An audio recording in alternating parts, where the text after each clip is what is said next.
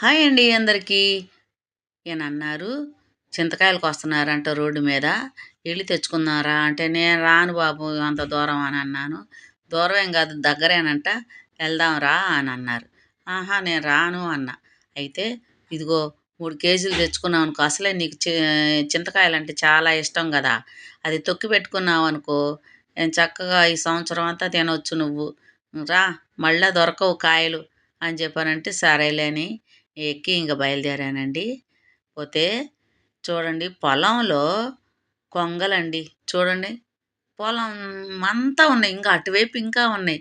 దగ్గరికెళ్ళి తీద్దామంటే పెద్ద కాలువ ఉందండి మధ్యలో నా ముందు. అందుకే ఆ చెట్లల్లో తీశాను. అంతే. చూడండి ఎట్లా తిరుగుతున్నాయో.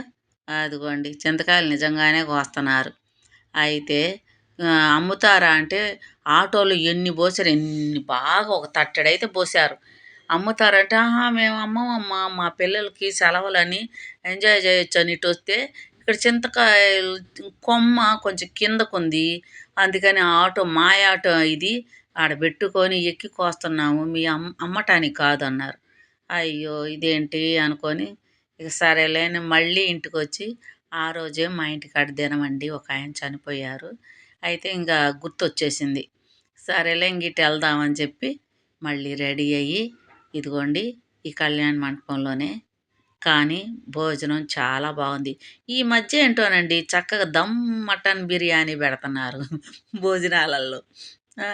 అదివరకు చికెన్ కర్రీ, బో బిర్యానీ అలా విడివిడిగా పెట్టేవాళ్ళు. నాకు నేను తిన్నాను కాబట్టి చెబుతున్నా.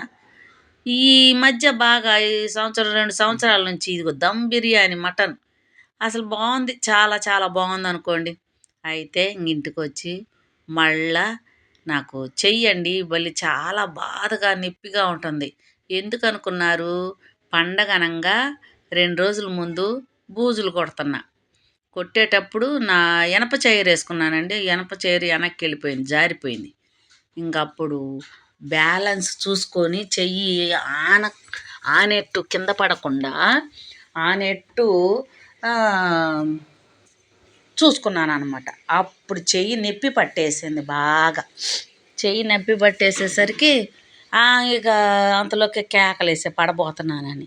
ఈయనొచ్చి పట్టుకున్నారు.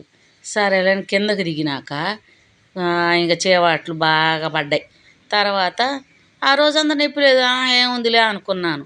తర్వాత రెండో రోజు నుంచి బాగా నొప్పి తీసుకుంది. అయ్య బాబోయ్! ఏంది ఇది అని చెప్పి చిన్న హాస్పిటల్కి వెళ్ళానండి. వాళ్ళు మెడిసిన్ ఇచ్చారు కానీ టాబ్లెట్స్ తగ్గుతుంది, వస్తుంది. ఉదయం వేసుకుంటే సాయంత్రం వరకు నొప్పి రావట్లా. తర్వాత మళ్ళీ సాయంత్రం వేసుకుంటే పొద్దున వరకు మళ్ళీ వస్తుంది. అలా జరుగుతున్నాయి. ఇంక లాభం లేదని అసలు స్పెషలిస్ట్ దగ్గర ఎముకలు చూసే అదే డాక్టరు అక్కడికి వెళ్ళామన్నమాట. ఆయన కాడికి ఇదేనండి ఇప్పుడు వచ్చింది. ఇక పండగలన్నీ అయిపోయాయిగా, ఇంకా నొప్పులన్నీ ఓర్చుకున్నాను. ఈరోజు వెళ్ళానన్నమాట. అది చూశారుగా. అదిగోండి ముందుగా డబ్బులు ఇచ్చేసాము. చేంజ్ 30 రూపాయలు ఇవ్వాల్సి 30 రూపాయలు ఇచ్చారు.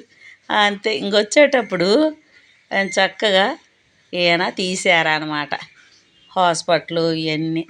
చెయ్యి భలే నొప్పిగా ఉందండి. ఇప్పటికి మధ్యాహ్నం వచ్చి అరబెళ్ళే వేసుకున్నానండి. తగ్గిపోయింది నొప్పి. కాకపోతే ఎక్స్రే అక్కర్లేదమ్మా, నీకు కండరాలు నొప్పి పట్టింది అంతే అన్నారు. అమ్మయ్య అనుకొని ఈ ఇంటికి బయలుదేరామన్నమాట. ఓకేనా? మీకు నచ్చినట్లయితే లైక్ చేయండి, షేర్ చేయండి, సబ్స్క్రైబ్ చేయండి, కామెంట్ పెట్టండి.